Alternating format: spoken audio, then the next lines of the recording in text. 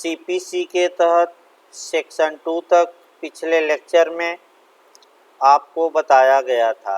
अब आइए सेक्शन 3, जहाँ तक धारा 3 की बात है, आपका सेक्शन 3 यानी कि धारा 3 और धारा 6 एक साथ पढ़िएगा।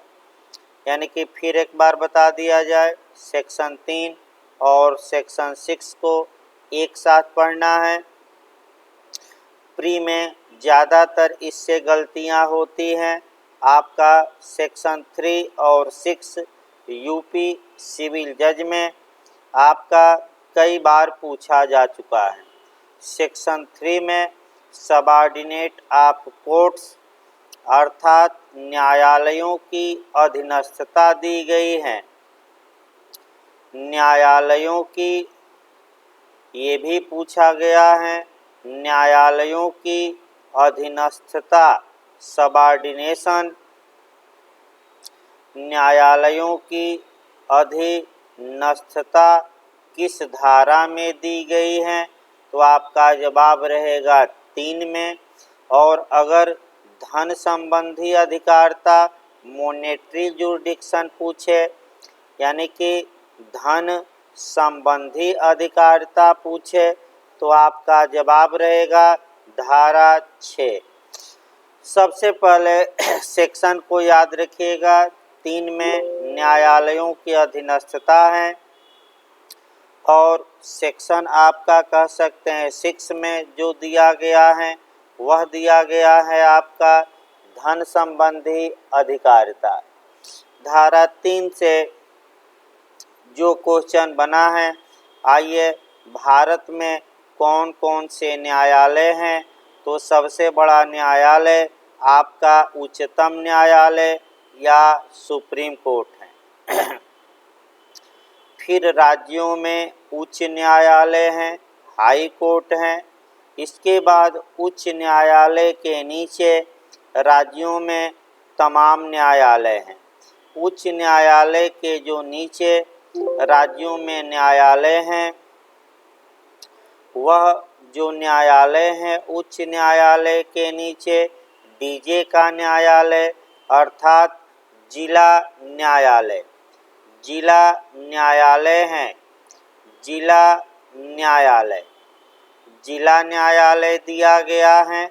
और जिला न्यायालय से भी नीचे कुछ न्यायालय हैं। आइए देखा जाए कौन कौन से न्यायालय हैं। जिला न्यायालय के नीचे सिविल जज सीनियर डिवीज़न, सिविल जज सीनियर डिवीज़न है और सिविल जज जूनियर डिवीज़न है। सिविल जज सीनियर डिवीज़न और सिविल जज जूनियर डिवीज़न है।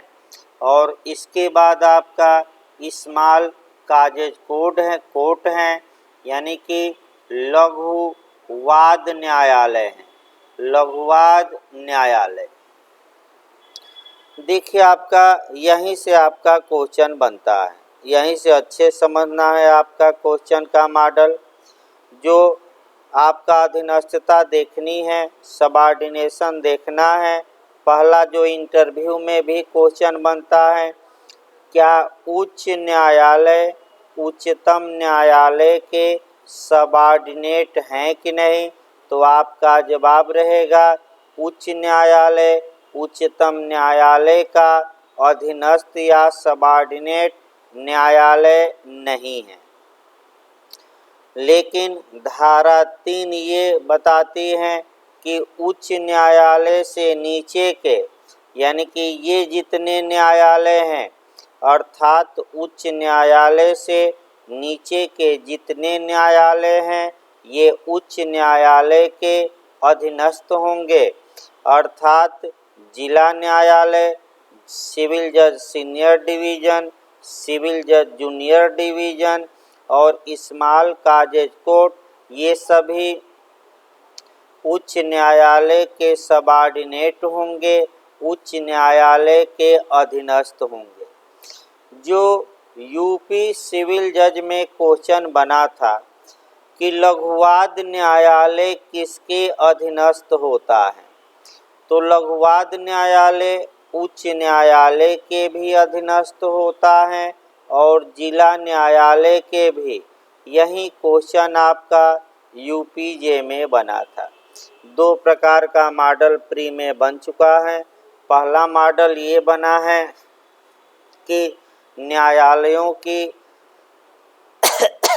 अधीनस्थता का प्रावधान किस धारा में, तो धारा 3 याद रखिएगा।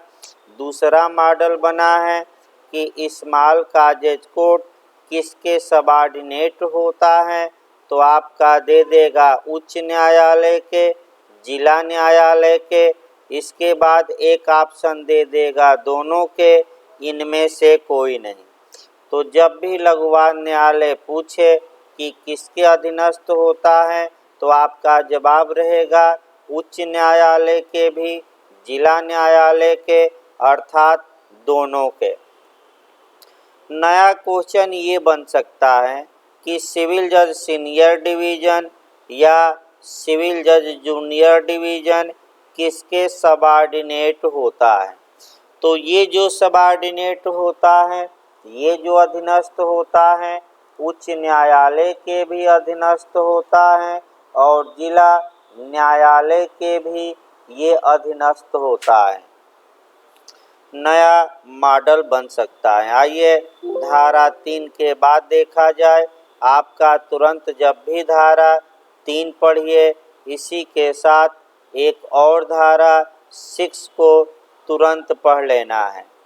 जहाँ तक धारा 6 की बात है, मॉनेटरी जुडिक्शन या धन संबंधी अधिकारिता का प्रावधान किया गया है। ये भी यूपी सिविल जज में ये भी क्वेश्चन पूछा जा चुका है। क्वेश्चन आपका ये बना है कि धन संबंधी अधिकारिता किस धारा में दी गई है, तो धारा 6। यानी कि अगर धन संबंधी अधिकारिता पूछे कि धन संबंधी अधिकारिता या जुरिडिक्शन किस सेक्शन में दिया गया है, तो सेक्शन 6 में दिया गया है। देखिए क्या कहा गया है। अभिव्यक्त रूप से यानी कि एक्सप्रेस रूप से जैसा उपबंधित है, उसके सिवाय इसकी किसी बात का प्रभाव ऐसा नहीं होगा कि वह किसी न्यायालय को उन वादों पर अधिकारिता दे दे जिनकी रकम या जिनकी विषय वस्तु का मूल्य उसकी मामूली अधिकारिता की धन संबंधी सीमाओं से अधिक है। यानी कि जब भी आप सूट फाइल करते हैं तो तमाम बातें देखी जाती हैं अधिकारिता को लेकर। कम से कम 4 बातें देखी जाती हैं। पहला धन संबंधी अधिकारिता, दूसरा विषय वस्तु संबंधी अधिकारिता सब्जेक्ट मैटर, तीसरा आपका टेरिटोरियल यानी कि क्षेत्रीय अधिकारिता टेरिटोरियल जुडिक्शन, और चौथा ओरिजिनल यानी कि मूल अधिकारिता या अपीलीय अधिकारिता। मूल अधिकारिता या अपीलीय अधिकारिता। लेकिन धारा 6 केवल और केवल धन संबंधी अधिकारिता का उल्लेख करता है। धन संबंधी अधिकारिता का निर्धारण राज्य सरकार द्वारा किया जाता है। याद रखिएगा, राज्य सरकार द्वारा किया जाता है। कौन सा न्यायाधीश कितने धन के मामले को सुन सकता है, इसका निर्धारण स्टेट गवर्नमेंट द्वारा किया जाता है। तो एक लाइन इसमें आपका है कि जो धन संबंधी अधिकारिता निर्धारित कर दी गई है, कोई भी न्यायालय उस अधिकारिता का वायलेशन नहीं करेगा। यानी कि जो धन संबंधी अधिकारिता दे दी गई है उसके अंतर्गत रहते हुए ही मामले को ग्रहण करेगा और सुनवाई करेगा। तो जब भी धारा 3 पढ़िए फिर एक बार बता दिया जाए, धारा 6 को साथ में पढ़ना है। अब आइए धारा 3 के बाद देखा जाए धारा 4।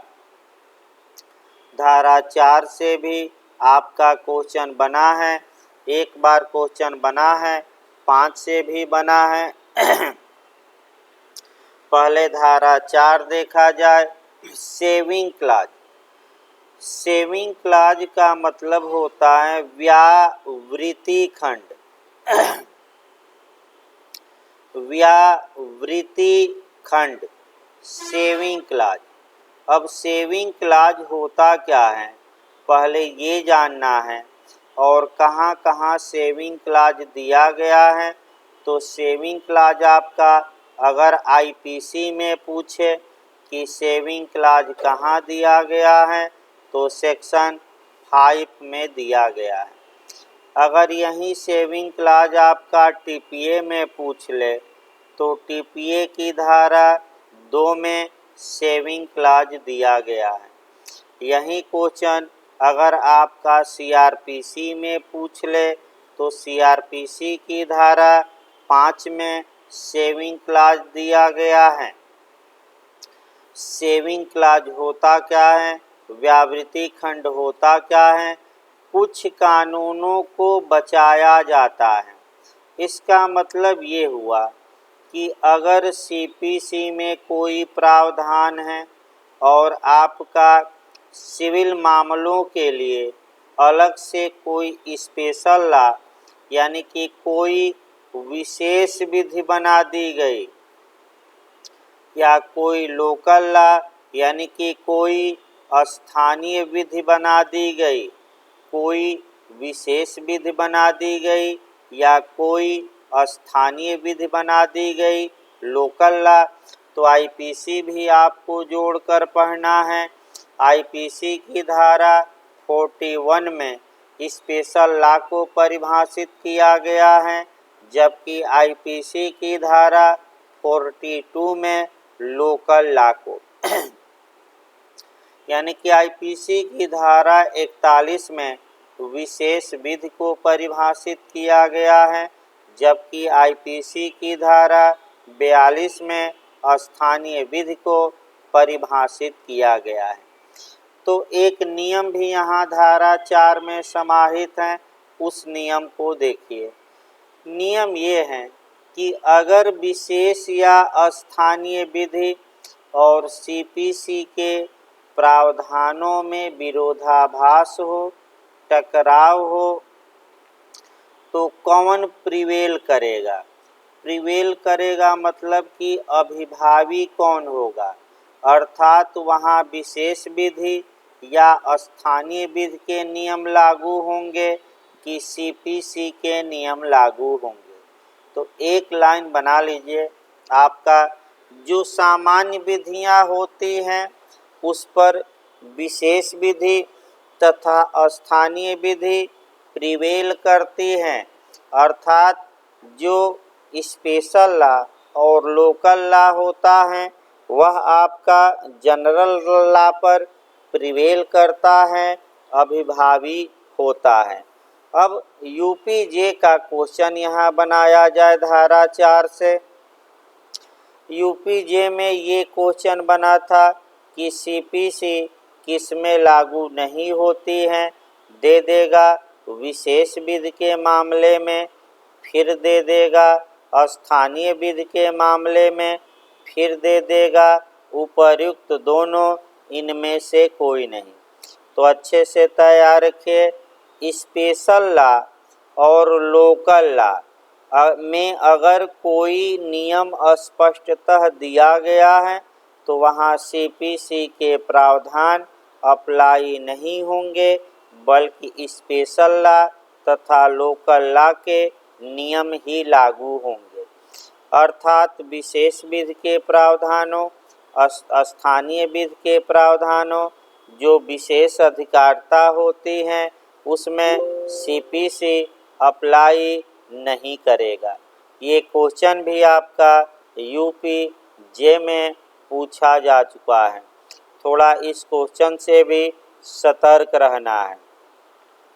अब आइए धारा 4 के बाद सीपीसी की धारा 5 देखा जाए। धारा 5 से भी मॉडल यूपीजे ने बना रखा है। देखिए कैसे मॉडल बना है धारा 5 से। जहाँ तक धारा 5 की बात है, संहिता का राजस्व न्यायालयों पर लागू होना, यानी कि सेक्शन 5 ये बताता है जो संहिता है। संहिता का मतलब ये हुआ कि ये जो सीपीसी हम लोग पढ़ रहे हैं, क्या ये राजस्व न्यायालयों पर लागू हैं कि नहीं, रेवेन्यू कोर्ट पर लागू हैं कि नहीं।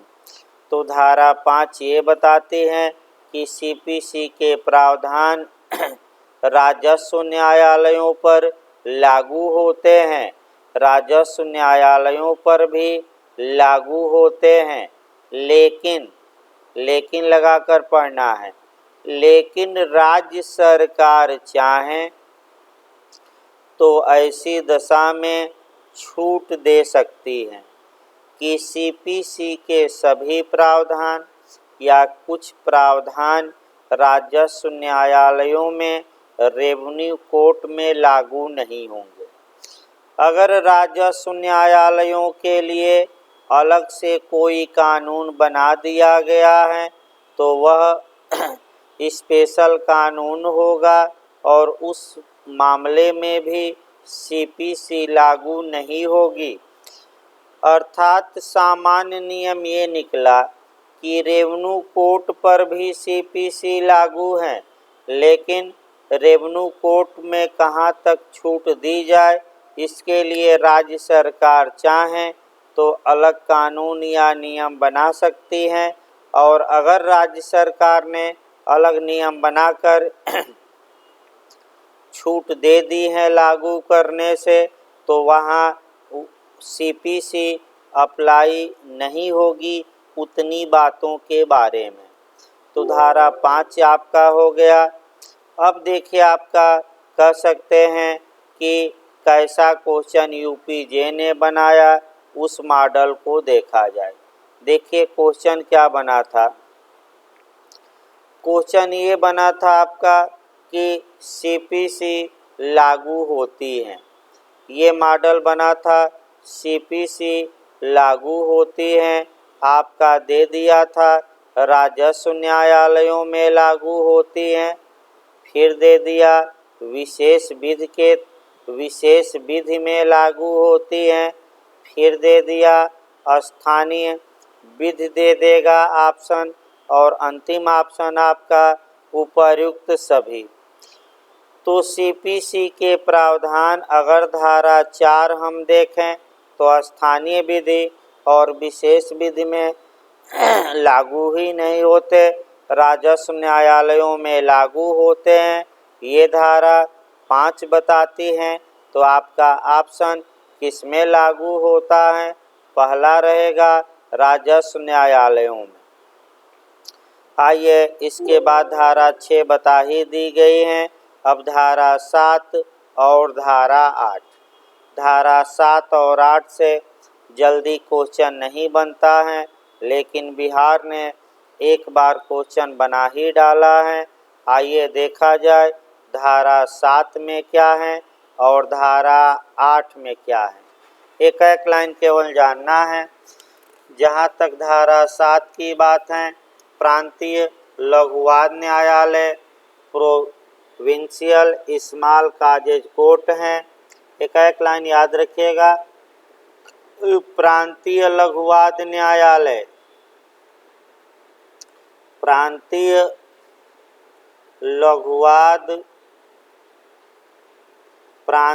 लघुवाद न्यायालय, इसका प्रावधान धारा 7 में और इसी के साथ आर्डर 50 पढ़ा जाएगा। आदेश 50 में प्रक्रिया दी गई है और प्रेसिडेंसी लघुवाद न्यायालय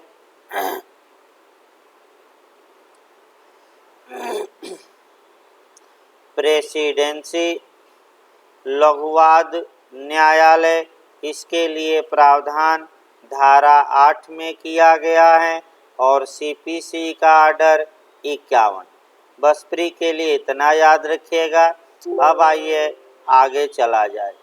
धारा 9 से फिर आपका प्री और मेंस में क्वेश्चन बनना शुरू हो जाएगा। धारा 9 को अच्छे से जानना है। धारा 9 से फिर आपका क्वेश्चन बनना शुरू हो जाता है। धारा 9 आपका बताती है, कह सकते हैं कि the suit of civil nature, यानी कि दीवानी प्रकृति का वाद।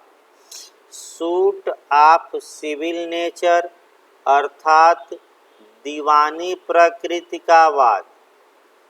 दीवानी प्रकृति का वाद, दीवानी प्रकृति का वाद। चूँकि हम लोग सिविल मामला पढ़ रहे हैं, दीवानी का मतलब ही हुआ कि सिविल प्रकृति का वाद दे दे, या सिविल का मतलब होता है नागरिक, यानी कि नागरिक प्रकृति का वाद दे दे। ना सिविल का मतलब व्यवहारिक भी होता है। अगर व्यवहारिक प्रकृति का वाद दे दे या तो घबराना नहीं है। इसी को सिविल को ही दीवानी भी कहते हैं। नागरिक प्रकृति का वाद, व्यवहारिक प्रकृति का वाद सभी एक ही है। चूँकि CPC एक सिविल लॉ है, यानी कि आपका सिविल लॉ है, दीवानी विधि है, अतः ऐसी दशा में धारा 9 ये निर्धारित करेगी कि कौन से ऐसे मामले होंगे जो दीवानी प्रकृति के माने जाएंगे। तो सबसे पहले हमें जो पढ़ना है, सिविल शब्द की परिभाषा देखना है। सिविल जो शब्द है इसका मतलब क्या हुआ। ये देखिए, सिविल जो शब्द है ये सिटीजन से बना है। सिविल शब्द सिटीजन से बना है और सिटीजन का मतलब होता है नागरिक होना। नागरिक होना, यानी कि सिविल शब्द सिटीजन से बना है। सिटीजन का मतलब होता है नागरिक होना। अर्थात ऐसे सूट, अर्थात ऐसे वाद, ऐसे मुकदमे जो नागरिकों के निजी अधिकारों, दायित्वों एवं उपचारों से संबंधित हो। अर्थात ऐसे मामले जो सिटीजन के, नागरिकों के पर्सनल या निजी अधिकारों से संबंधित हो, वे मामले सिविल माने जाएंगे। या आपका दायित्वों से संबंधित हो, दायित्वों से संबंधित हो, लायबिलिटी से संबंधित हो, या आपका कह सकते हैं कि उपचारों से संबंधित हो, उपचारों से संबंधित हो, या कर्तव्यों से संबंधित हो। ऐसे मामले सामान्यतः आपका सिविल मामले माने जाते हैं। लेकिन जहाँ तक the suit of civil nature, दीवानी प्रकृति का वाद किसे कहा जाएगा, ये इंटरव्यू में भी क्वेश्चन बना है कि the suit of civil nature क्या है। तो कानूनी भाषा में जो आप बताएंगे the suit of civil nature के बारे में, वह सेक्शन वाइज बताएंगे। देखिए, the suit of civil nature यानी कि दीवानी प्रकृति का वाद कौन होगा। दीवानी प्रकृति के वाद को धारा 9 के स्पष्टीकरण यानी कि एक्सप्लेशन, धारा 9 के स्पष्टीकरण 1 में एक्सप्लेन किया गया है। यानी कि धारा 9 का स्पष्टीकरण 1 आपका the suit of civil nature को क्लियर करता है। देखिए क्या बताता है एक्सप्लेनेशन 1। वह वाद जिसमें संपत्ति संबंधी, यानी कि वह मुकदमा जिसमें संपत्ति संबंधी या पद संबंधी या ऑफिस संबंधी, यानी कि वह वाद, वह सूट, वह मुकदमा जिसमें प्रॉपर्टी संबंधी या ऑफिस संबंधी अधिकार प्रतिवादित हैं। अधिकार प्रतिवादित हैं। प्रतिवादित का मतलब ये हुआ विवादित हैं, डिस्प्यूटेड हैं। यानी कि ऐसे मामले जिसमें प्रॉपर्टी संबंधी या पद यानी कि ऑफिस संबंधी राइट डिस्प्यूटेड होते हैं, उन्हीं आपका विवादों को सिविल प्रकृति का विवाद या सिविल प्रकृति का वाद या the suit of civil nature कहा जाता है। फिर बेरेट बताता है, इस बात के होते हुए भी कि ऐसा अधिकार धार्मिक कृत्यों या कर्मों संबंधी प्रश्नों के विनिश्चय पर पूर्ण रूप से अवलंबित है। अर्थात इसका मतलब ये हुआ कि चाहे वह संपत्ति या वह पद धार्मिक क्रियाकलापों पर क्यों न पूर्ण रूप से निर्भर करता हो। तो इसको आगे अभी बताया जाएगा।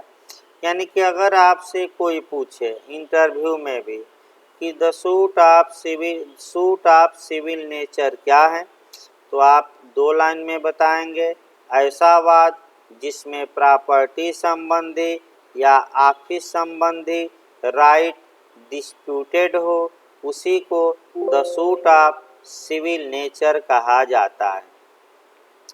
जहाँ तक सूट ऑफ सिविल नेचर की बात है, आइए धारा 9 को तोड़ा जाए और धारा 9 में क्या क्या बातें हैं, पहले क्वेश्चन का मॉडल आपको बता दिया जाए। कैसे कैसे मॉडल आपका इस सेक्शन से बनते हैं, पहले मॉडलों का उल्लेख कर दिया जाए। देखिए उसके बाद आपका डिटेल में शुरू किया जाए। देखिए पहला जो मॉडल बनता है अधिकारिता। तो धारा 9 पढ़ते समय सिविल न्यायालयों का जुरिडिक्शन या अधिकारिता को भी पढ़ना है। ये बिहार मेंस में क्वेश्चन आ चुका है, जुरिडिक्शन। दूसरा आपको ये पढ़ना है कि कौन से वाद सिविल वाद हैं और कौन से वाद सिविल प्रकृति के वाद नहीं हैं। यानी कि एक लिस्ट आपको याद रखनी पड़ेगी कंपटीशन के लिए, और मेंस में भी अब आ रहा है यूपीजे में कि कौन से मुकदमे सिविल प्रकृति के हैं और कौन से मुकदमे सिविल प्रकृति के नहीं हैं। जैसे आपका ये दूसरा याद रखना है। फिर आपका इंटरव्यू में बनता है कि सिविल न्यायालय किन मुकदमों को ग्रहण नहीं करेंगे, कॉग्निजेंस नहीं लेंगे, तो वह संज्ञान नहीं लेंगे, अवगत नहीं होंगे।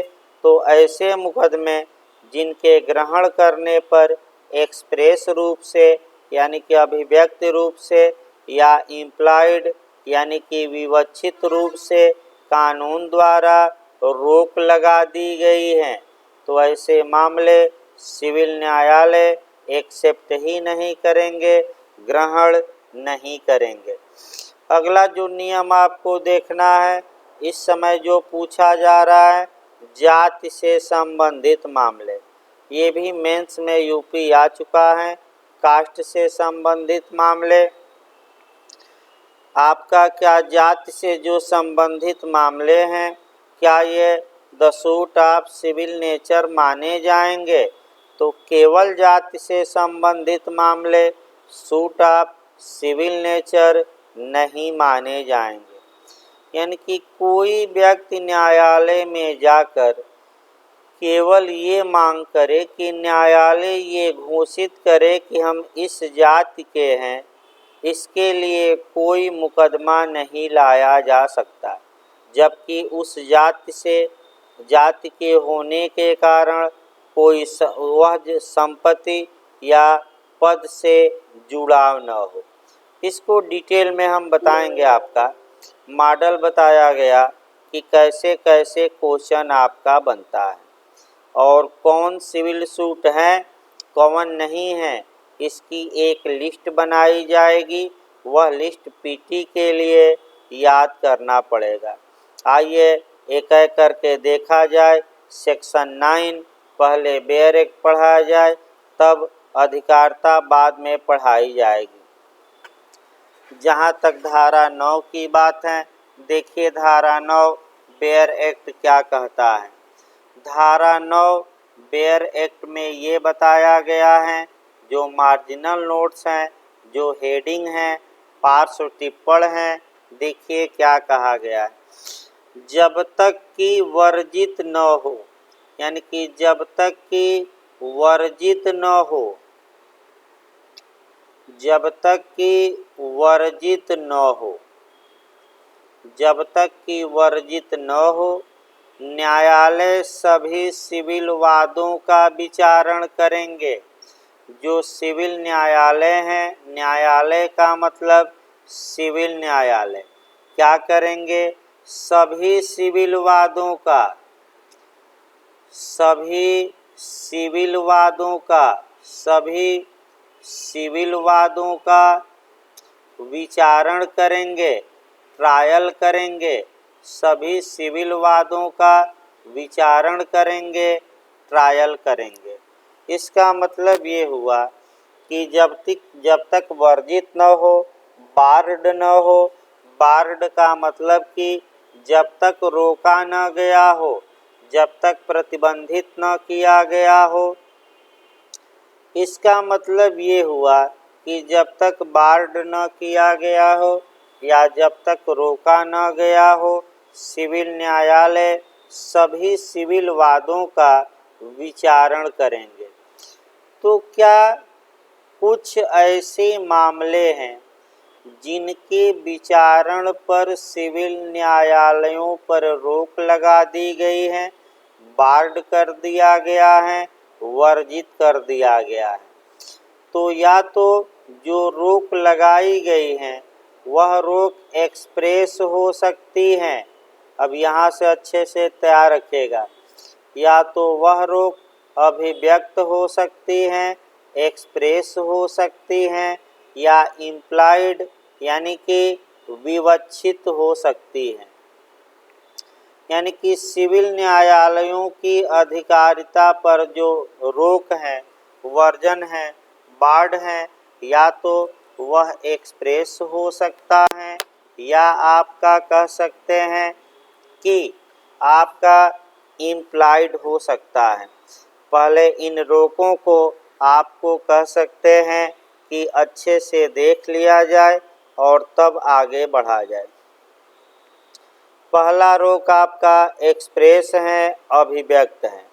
अभिव्यक्त का मतलब ये हुआ कि चाहे सीपीसी के तहत या किसी अन्य विधि के तहत क्लियर कट स्पष्ट प्रावधान किया गया है, स्पष्ट प्रावधान करके ये बता दिया गया है कि ये मामले सिविल न्यायालय इन मामलों का न तो कॉग्निजेंस लेंगे और न ही ट्रायल करेंगे, अर्थात न ही इन मामलों का संज्ञान लेंगे और न ही विचारण करेंगे। अर्थात अच्छे से देखिए, अभिव्यक्त रूप से रोक का मतलब क्या हुआ, एक्सप्रेस रूप से रोक का मतलब क्या हुआ, अभिव्यक्त रूप से एक्सप्रेस रूप से रोक का मतलब ये हुआ कि कानून में स्पष्ट रूप से ये बता दिया गया है कि ऐसे मामले सिविल न्यायालय ग्रहण नहीं करेंगे। तो कौन कौन से मामले हैं? एक्सप्रेस रोक लगाई जाती है विधायिका द्वारा, यानी कि लेजिस्लेचर ने लॉ बनाकर, कानून बनाकर स्पष्ट रूप से ऐसे मामलों को रोक दिया है कि ऐसे मामले सिविल न्यायालय कह सकते हैं स्वीकार नहीं करेंगे। तो आपने धारा 4 में देखा था कि ऐसे मामले जो स्पेशल लॉ के तहत आते हों, यानी कि विशेष विधि के तहत दिए गए हों, उनको ग्रहण सिविल न्यायालय नहीं करेंगे। ऐसे मामले जो स्थानीय विधि के तहत स्पष्ट रूप से दिए गए हों, उनको ग्रहण नहीं करेंगे। और अगर किसी न्यायालय को अलग से स्पेशल जुरिडिक्शन दे दिया गया है, विशेष अधिकारिता दी गई है, तो सिविल न्यायालय ऐसे मामलों को भी स्वीकार नहीं करेंगे। अगला आया ट्रिब्यूनल का मामला। ऐसे मामले जो न्यायाधिकरणों के क्षेत्र में आते हैं, ट्रिब्यूनल के क्षेत्र में आते हैं, न्यायाधिकरणों के क्षेत्र में आते हैं, उन वादों को भी स्पष्ट रूप से रोका गया है। ऐसे मामले जो क्रिमिनल नेचर के हैं, यानी कि आपराधिक प्रकृति के हैं, वह भी सिविल न्यायालय ग्रहण नहीं करेंगे। अर्थात एक्सप्रेस बार्ड या रोक का मतलब ये हुआ कि लेजिस्लेचर ने स्पष्ट कानून बनाकर और ऐसे मामलों के संज्ञान करने और विचारण करने पर, यानी कि कॉग्निजेंस और आपका ट्रायल करने पर स्पष्ट रूप से आपका सिविल न्यायालयों पर रोक लगा दी है। जो सबसे महत्वपूर्ण आपका पूछा जाता है वह इम्प्लाइड या विवक्षित रोक।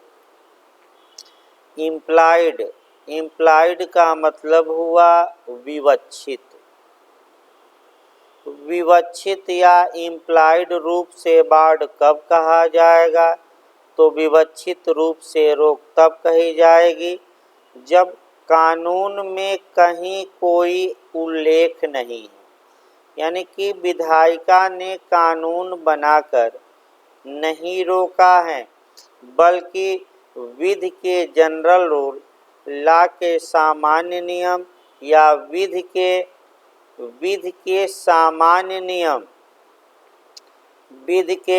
सामान्य नियम के आधार पर ये माना जाता है, लॉ के जनरल रूल के आधार पर ये माना जाता है कि सिविल न्यायालयों को ऐसे मामलों में हस्तक्षेप नहीं करना चाहिए।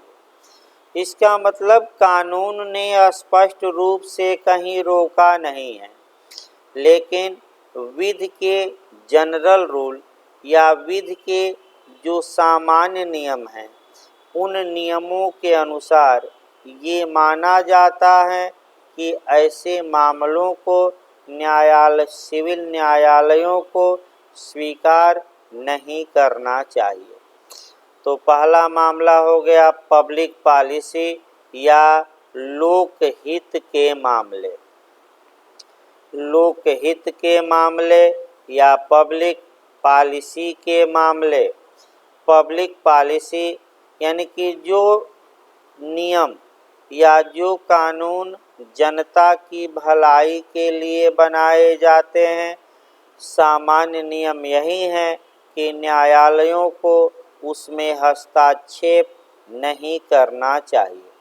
जैसे कि नोटबंदी हो गई, नोटबंदी ये पब्लिक पॉलिसी का मामला था और आपने देखा कि सुप्रीम कोर्ट में भले याचिकाएं दायर की गई, लेकिन हाई कोर्ट और सुप्रीम कोर्ट ने पब्लिक पॉलिसी के आधार पर सरकार के खिलाफ कोई फैसला नहीं दिया।